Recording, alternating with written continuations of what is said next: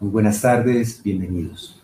Esta actividad, que es central para la Clínica de Dolor de la Fundación Santa Fe, va dirigida esencialmente a pacientes y sus familias, pero adicionalmente a profesionales de la salud que se pueden estar haciendo las mismas preguntas que nos hacemos nosotros en el día a día. Y ya veremos cuáles son. Lo primero que quiero decirles es que hace muchísimos años, en 1990, un investigador básico en dolor, el doctor Ronald Melzack, escribió un artículo que se llamó La tragedia del dolor innecesario.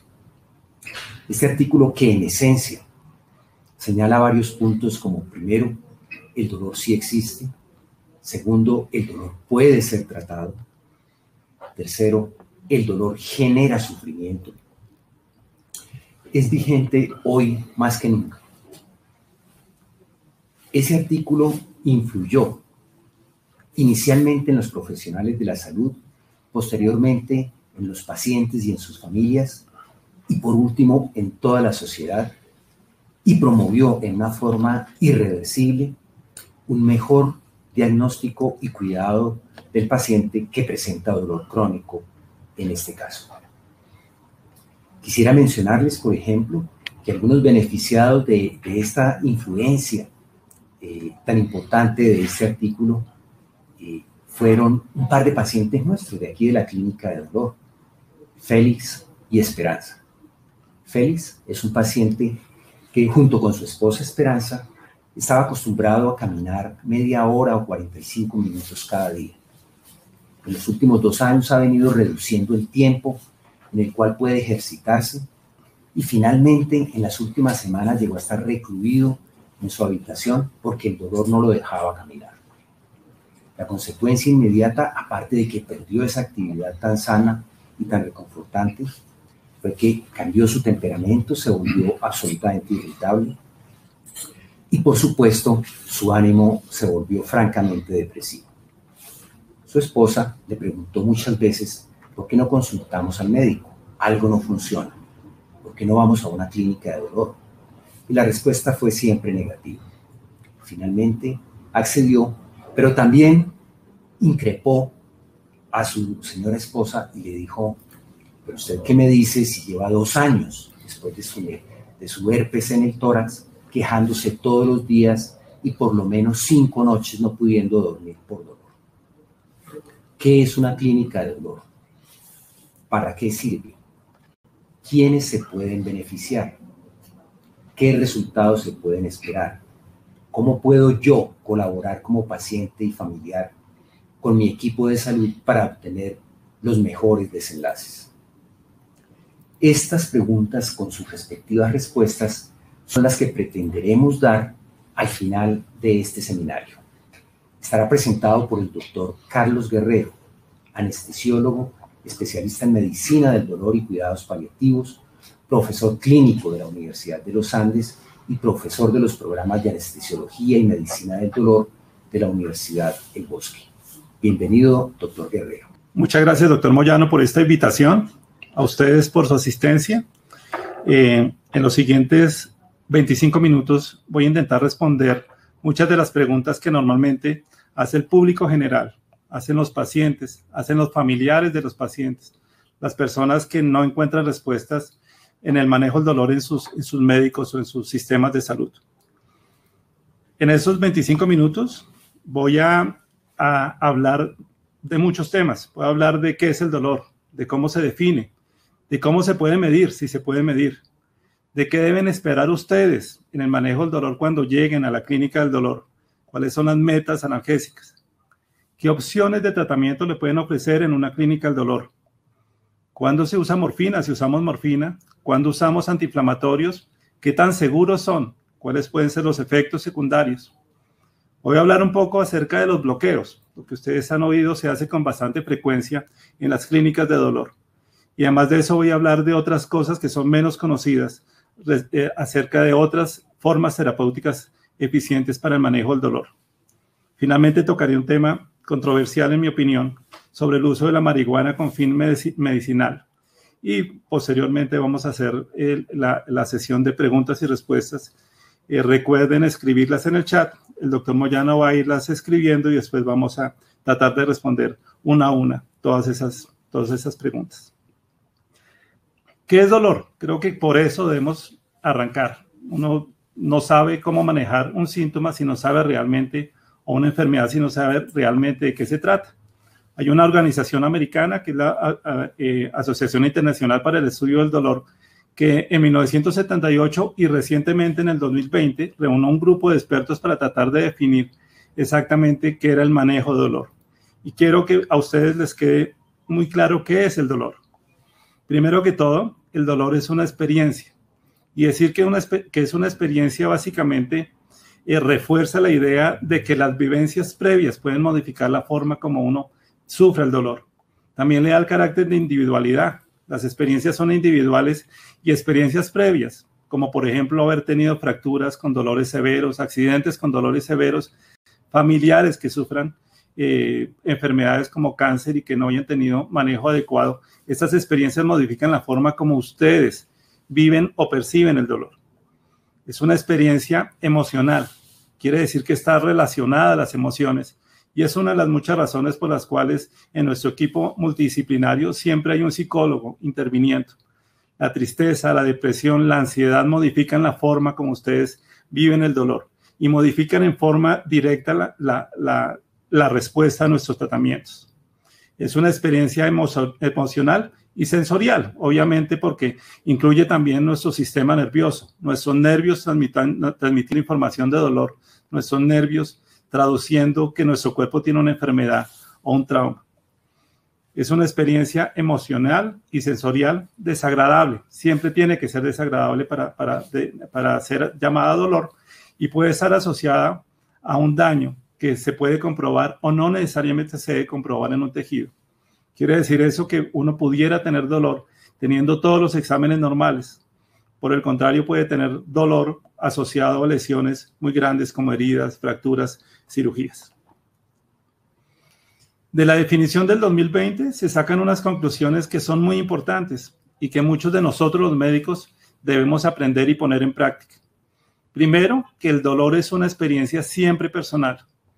Es totalmente individual y está relacionado por factores biológicos, mi cuerpo, factores psicológicos, mi vida, mis emociones, y factores sociales, mi familia, la sociedad, mi trabajo. El otro concepto es que a medida que uno va viviendo, va aprendiendo el concepto de dolor. El concepto de dolor de nuestros ancianos es muy diferente al concepto de dolor de las personas jóvenes. El anciano ya ha vivido, posiblemente se ha enfrentado a situaciones de dolor bien manejados o mal manejados, y la percepción y la forma como manejan el dolor es totalmente diferente. Y por esa razón el manejo en ellos suele ser diferente al manejo de personas más jóvenes. Como es una experiencia individual, básicamente se basa en el reporte del paciente. El paciente nos cuenta cuánto le duele, y algo que tenemos que aprender nosotros los médicos y que en la clínica del dolor intentamos seguir al pie de la letra es el de respetar esa información, creerle al paciente, respetar la información de la cantidad del dolor que tiene y hacerle un manejo adecuado. El dolor no solo tiene consecuencias orgánicas, afecta la parte social de los pacientes. Muchas personas pierden sus amistades, evitan las amistades, pierden los trabajos y tienen muchas consecuencias psicológicas que tal vez son uno de los efectos peores de un mal manejo del dolor. Vienen depresiones, ansiedades, insomnio, alteraciones en las relaciones personales. El hecho de que una persona no pueda comunicar dolor porque tiene un problema neurológico, porque está sedado, porque es mudo, esas situaciones no pueden utilizarse para afirmar que esos pacientes no pudieran tener dolor. Es un concepto que actualmente también se está asociando a los animales. Dentro de las definiciones de dolor también vale la pena mencionar que esta misma sociedad, en septiembre 3 de 2010, en una reunión en Montreal, hizo una declaración que me parece es importante que todos como pacientes lo sepamos y que seamos muy responsables al respecto. Y es que el acceso a un adecuado manejo del dolor es un derecho fundamental y como derecho fundamental debería tener toda la prioridad que merece. Si seguimos preguntando qué es dolor, pues son muchísimas las respuestas. El dolor, en gran parte, es nuestro amigo. Es el sistema de alerta de protección. Gracias al dolor, increíblemente estamos vivos. Gracias al dolor, por ejemplo, en esta imagen superior izquierda, podemos darnos cuenta de que tenemos una fractura y que gracias al dolor no vamos a apoyar ese pie. Si no tuviéramos dolor, apoyaríamos el pie y dañaríamos más la lesión. Quiere decir que el dolor es un sistema de protección, es un sistema de aviso de que algo no está funcionando bien. En la parte superior derecha hay una imagen de un pie con una úlcera. Imagínense qué pasaría con esa úlcera si ustedes no sintieran dolor. Caminarían y lo más seguro es que esa úlcera empeoraría, sería más grande y pudiera producir muchas lesiones. Al mismo tiempo, el dolor genera un reflejo de retirada. Si ponemos la mano en forma involuntaria en una estufa caliente o en una llama, lo que hacemos en forma involuntaria, sin pensarlo, es un reflejo de retirada, es un reflejo de protección, es una forma como nuestro sistema nervioso nos protege de una lesión. Entonces el dolor también es el amigo, es el indicador de que algo no está bien en nuestro cuerpo y por ende debemos aceptarlo en esas condiciones. El dolor también es la manifestación de una enfermedad. Muchísimas personas se dan cuenta que tienen una enfermedad debido a que presentan dolor. Por ejemplo, un tumor. En esta imagen superior, un tumor pulmonar en ese paciente se puede diagnosticar gracias a que el paciente comenzó a presentar dolor en muchas oportunidades. Entonces, el dolor también es la manifestación de una enfermedad. Puede ser la manifestación de una apendicitis. Si no tuvieran dolor, posiblemente no sentirían que tienen la apendicitis y el proceso infeccioso avanzaría, posiblemente poniendo en riesgo su vida. Generalmente ese dolor se maneja solucionando la enfermedad. Si usted tiene una apendicitis, el manejo no necesariamente son los analgésicos, es la solución, posiblemente la cirugía y la resolución de la infección. Pero en algunas situaciones, y son las situaciones en las cuales en las clínicas de dolor crónico atendemos, el dolor mismo es una enfermedad. El dolor mismo se convierte en una enfermedad en aquellos momentos en los cuales la causa del dolor ya ha desaparecido y el dolor persiste acompañando al paciente. Son esas personas que tuvieron, por ejemplo, un herpes zóster, una culebrilla. Se curaron, pero el dolor persiste, el dolor continúa, el cuerpo persiste mandando información de que hay una lesión. En ese momento el dolor es una enfermedad y es cuando nosotros intervenimos. Hay diferentes tipos de dolor. Hay dolor agudo o crónico y la diferencia es el tiempo de vivencia. Normalmente un dolor crónico es el dolor que persiste por más de 3 meses o que persiste después de que la causa que lo origina ha desaparecido. El dolor agudo es el que nos protege. Generalmente el dolor agudo es el de la fractura, el de la tronchadura, el de la cirugía. Es el dolor que nos avisa que hay algo mal y que nos obliga a tener respuestas de quietud, de protección, de cuidado. También los dolores se pueden clasificar dependiendo del sitio o tejido que los origine. Muchísimos de los dolores son de origen somático y origen somático son especialmente dolores que se originan en los músculos, en los huesos, en los tendones. Esos dolores tienen unas características muy especiales, es muy localizado, se aumenta con los movimientos, el paciente claramente identifica en dónde está localizado. Los dolores pueden ser neuropáticos cuando son causados por una lesión de un nervio del sistema nervioso.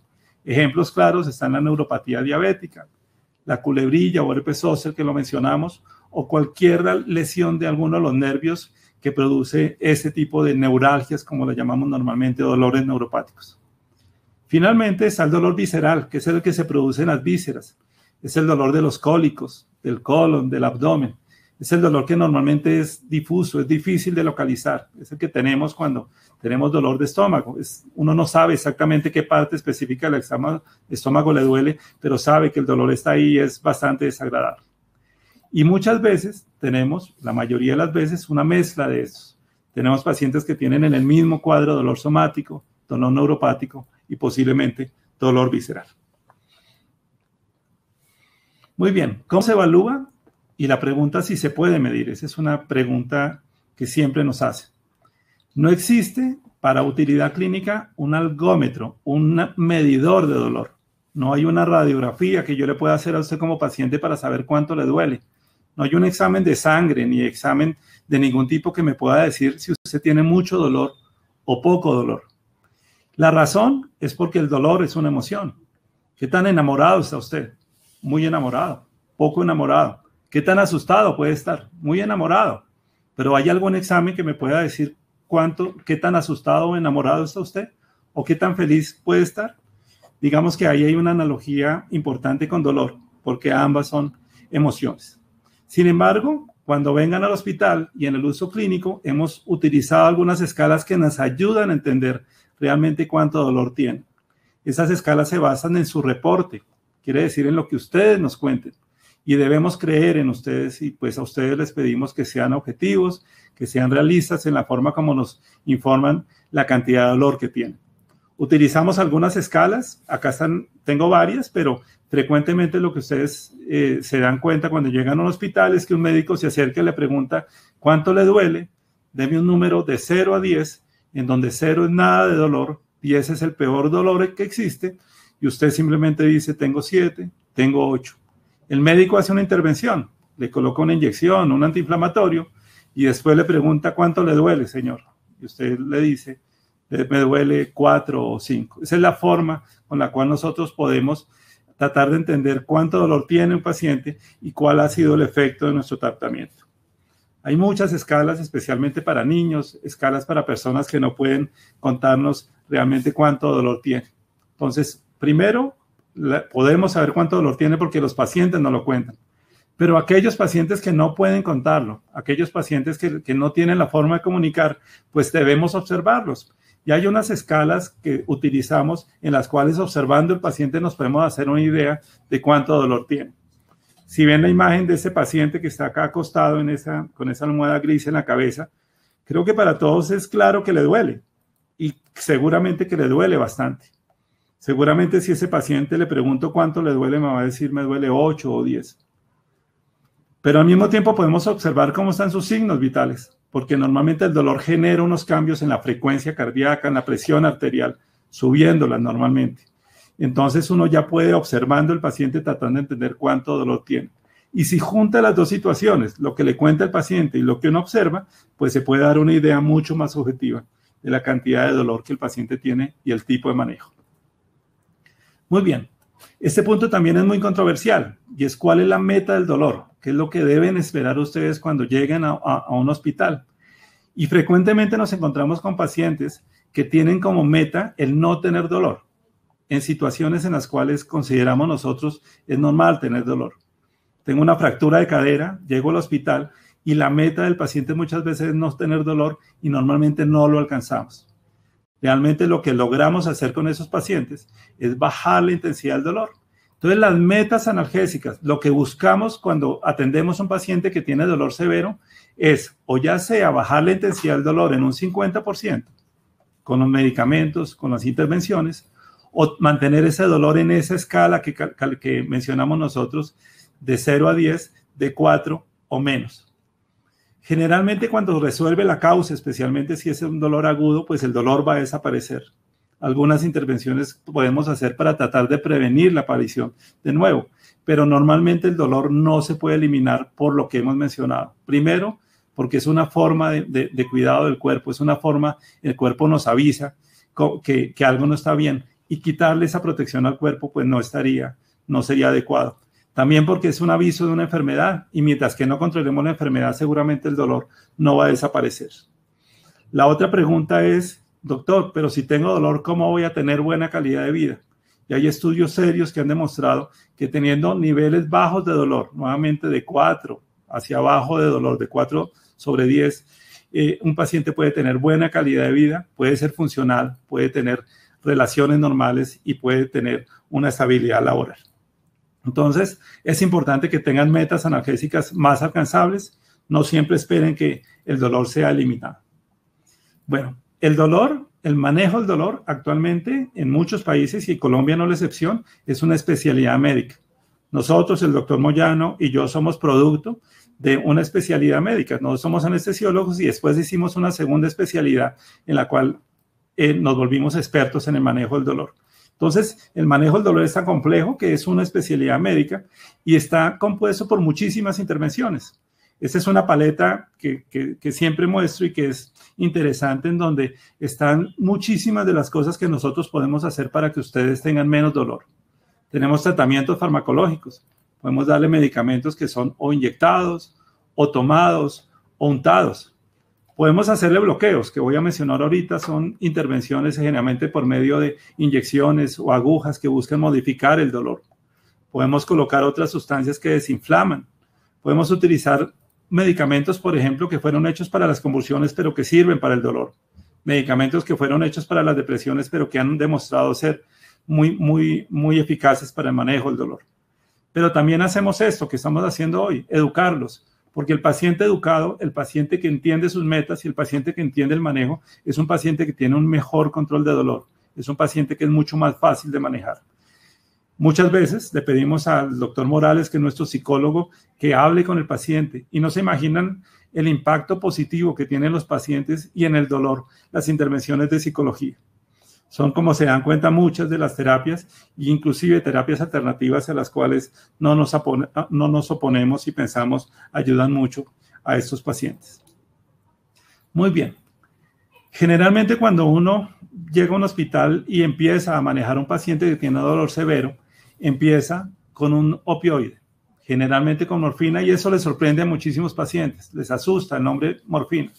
Entonces quiero decirles que la morfina sigue siendo la piedra angular del manejo. Es la forma como inicialmente manejamos los dolores severos. Se utiliza desde hace muchísimo tiempo. Miren en la diapositiva, desde el siglo I en Turquía ya hay reportes de uso de extractos de opio. En 1817 ya había sido aislado y la morfina ya se estaba comercializando. Pero en esta época en el mundo se consumen aproximadamente 230 toneladas de morfina al año. ¿Por qué se utiliza morfina? ¿Por qué, pese a todo lo que hemos oído de la morfina? Pues básicamente porque es muy eficaz y porque en manos de expertos, en manos de médicos que saben su utilización, es una herramienta, aparte de eficaz, altamente segura. Lo más probable es que si ustedes fueron operados recientemente de alguna cirugía de alguna importancia, tuvieron alguna dosis de morfina, y si no lo supieron, no se lo mencionaron, seguramente así fue. Ahora, hay muchos nombres de medicamentos que son morfináceos, que se parecen a la morfina. Acá a la derecha los pueden ver. Frecuentemente oyen ustedes hablar del tramadol, de la codeína, de la oxicodona, hidromorfona. Todos son medicamentos que tienen el mismo mecanismo de acción. Todos son medicamentos que tienen cosas positivas en términos de eficacia, pero todos tienen efectos secundarios y son los que hacen que tengamos que tener mucho cuidado en su uso. Hay efectos secundarios tempranos, hay efectos secundarios al inicio del uso que nosotros intentamos evitar al máximo, como la sedación, las náuseas, el vómito. Esos efectos secundarios normalmente son prevenibles y modificando las dosis los podemos tener. Hay efectos adversos más serios. Un paciente puede perder la capacidad de respiración si está intoxicado con una dosis de morfina, y eso puede costarle la vida. Entonces tenemos herramientas para identificar a esos pacientes y para prevenir al máximo, a tal punto que esos eventos son exóticos en un hospital o en una clínica del dolor como la de nosotros. Y el otro, que es un temor frecuente, pero también es un temor de nosotros, es el de riesgo al que el paciente abuse del medicamento o se vuelva, como antes lo llamábamos, adicto. Que estaba mencionando que, aunque es latente, una clínica del dolor bien estructurada tiene herramientas para identificar y prevenir muy rápido la posibilidad de presentarse. Las otras herramientas que utilizamos con frecuencia son los antiinflamatorios, también utilizados, como se dan cuenta, desde antes de Cristo inclusive. Esos antiinflamatorios se empezaron a sacar de las hojas del sauce, y después de muchos procesos tuvimos la aspirina, que fue aislada, que fue desarrollada en 1897. Desde 1950 muchísimos derivados de la aspirina llegaron a nuestro mercado y los utilizamos todos los días, y ustedes pueden tener acceso a esos medicamentos en las farmacias, muchas veces sin formulación de un médico. Pero esos medicamentos, igual que los opioides, tienen efectos adversos y beneficios. Los beneficios, nuevamente, su eficacia. Si hay dolor producido por una inflamación, generalmente estos inflamatorios son una solución importante. Sin embargo, dentro de los efectos adversos está la toxicidad que producen en algunos órganos. Es frecuente oír la toxicidad en el estómago, produciendo úlceras, sangrados, gastritis. También puede producir toxicidad en los riñones, algunas veces produciendo lesiones que puedan ser severas. Y actualmente se habla mucho de las lesiones que pueden producir en el aparato cardiovascular, en el corazón, en sus arterias. Entonces son medicamentos que nuevamente bien indicados y bien formulados son seguros, pero cuando se pierde la prescripción de un médico, cuando son autoformulados, cuando se mezclan unos con otros, tienden a ser inseguros y frecuentemente y con mucha tristeza vemos pacientes que en búsqueda de tener un control de dolor van a una farmacia, se autoprescriben uno de esos medicamentos y llegan al hospital con efectos devastadores para su salud. De esos medicamentos conocidos, aspirina, el diclofenaco, el ibuprofeno, el naproxeno, ketoprofeno, son muchísimos los nombres de los antiinflamatorios que están disponibles, inclusive el mismo acetaminofén es un tipo de antiinflamatorio. De esos son herramientas muy eficaces, pero hay que tener mucho cuidado con ellos. Y finalmente, este concepto que es muy importante, y es que normalmente lo que hacemos es hacer un manejo haciendo una mezcla de diferentes medicamentos. Lo que hacemos es tener una dosis de un narcótico, muchas veces junto a un antiinflamatorio, y aprovecharnos de la acción sinérgica, de la acción acompañada de esos medicamentos para tratar de producir un beneficio analgésico. Cuando juntamos los medicamentos, utilizamos menos dosis y termina siendo una intervención mucho más segura. Muy bien, ¿qué son los bloqueos? Bloqueo es el nombre general que se le da a un número muy grande de intervenciones que hacemos nosotros los especialistas de dolor. Realmente nosotros mismos no lo llamamos bloqueos. Sin embargo, en el argot popular se llaman bloqueos y con frecuencia ustedes vienen a nuestra consulta pidiéndonos un bloqueo. Los bloqueos son básicamente intervenciones que hacemos en forma controlada, la mayoría de las veces en un quirófano, como ven en la fotografía de la izquierda. En ese quirófano normalmente tenemos un aparato que permite ver las imágenes del cuerpo por dentro para saber en dónde vamos a colocar o un antiinflamatorio tipo cortisona, un anestésico, o por medios físicos, ya sea colocando calor en forma de radiofrecuencia o frío en forma de crioanalgesia, podemos lesionar o afectar la forma como los nervios funcionan.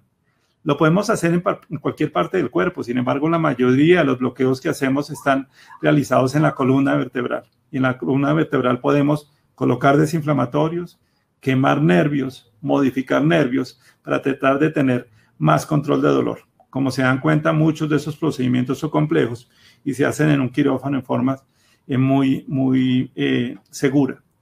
Cuidado en los lugares donde le hacen los bloqueos. Los bloqueos no son para hacer en consultorios, son para hacer en sitios muy controlados en donde las técnicas de limpieza sean impecables y en donde, en caso de tener un efecto adverso, podamos tener un control de los eventos. Pero en la clínica del dolor hacemos otros procedimientos con menos frecuencia, pero mucho más complejos. Nosotros operamos los pacientes para controlar algunos dolores. Es obvio que esto lo hacemos cuando las otras intervenciones no han funcionado, cuando los medicamentos farmacológicos, los bloqueos no han funcionado. Entonces tenemos varias intervenciones. En la foto de arriba a la izquierda ven un estimulador espinal. Un estimulador espinal es básicamente un aparato similar a un marcapaso. Es un aparato que tiene la capacidad de generar impulsos eléctricos y ese aparato lo conectamos por medio de unos cables a su médula espinal. La forma está en el lado de la derecha, también es una cirugía. Y en esa cirugía insertamos en el paciente una bomba y es un reservorio que permite tener adentro un medicamento, la mayoría de las veces morfina. Y esa bomba tiene la capacidad de liberar en forma muy controlada, son aparatos todos electrónicos de forma muy controlada, pequeñas dosis de morfina directamente sobre la médula espinal, en el lugar en donde realmente se necesitan, haciendo una terapia muy eficaz, segura y con menos efectos secundarios. Muy bien. Esto estoy seguro que va a generar muchísimas preguntas. En el 11 de agosto del 2017 el Gobierno Nacional saca una ley que reglamenta la fabricación, el uso, cultivo de semillas para cannabis con fines medicinales y científicos. Y a partir de ahí muchísimas empresas, cerca de 100 empresas, comenzaron a hacer ese proceso en Colombia.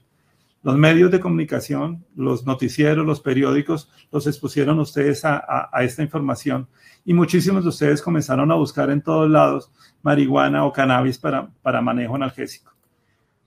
¿Qué tengo para decirles? Muchas cosas. Primero, no todo lo que les están ofreciendo en la calle, en las esquinas, en las tiendas naturales, son cannabis de verdad. Ese es un primer problema y tienen que tener mucho cuidado de quién se los formula. ¿Qué tipos hay? Entonces lo que se sabe es que el cuerpo tiene unos receptores para cannabis y estos receptores modifican la forma del dolor, o sea que tenemos certeza de que los cannabis pueden disminuir la intensidad del dolor. De hecho, nuestro cuerpo produce unas sustancias que son similares al cannabis que se llaman endocannabinoides y nuestro cuerpo lo producen constantemente. También tenemos fitocannabinoides, que son cannabinoides que son producidos de las plantas, y ahí el ejemplo más claro es la marihuana que utilizamos con fines medicinales. Y el otro, que es tal vez el más atractivo, son unos productos que son sintéticos, que son productos farmacológicos y que tienen función sobre este mismo sistema. Importante que se lleven de información, que seguramente en un futuro vamos a utilizar muchísimas de estas intervenciones, que faltan muchos estudios de eficacia y de seguridad, que al menos en nuestro país la mayoría de las presentaciones no conocemos las concentraciones de las sustancias activas. Quiere decir que es incierto la dosis del medicamento. Es como si yo les vendiera una aspirina y ustedes no supieran cuántos miligramos tengan. Eso es lo que ocurre un poquito con cannabis. Tampoco sabemos necesariamente si es más eficiente untado, tomado, inhalado. La otra cosa es que sí produce efectos adversos. Ahí también produce tolerancia y uno pudiera tener una dependencia también a ese tipo de sustancias. Y la seguridad no está establecida para algunos grupos de edad, especialmente en edades extremas y pacientes ancianos.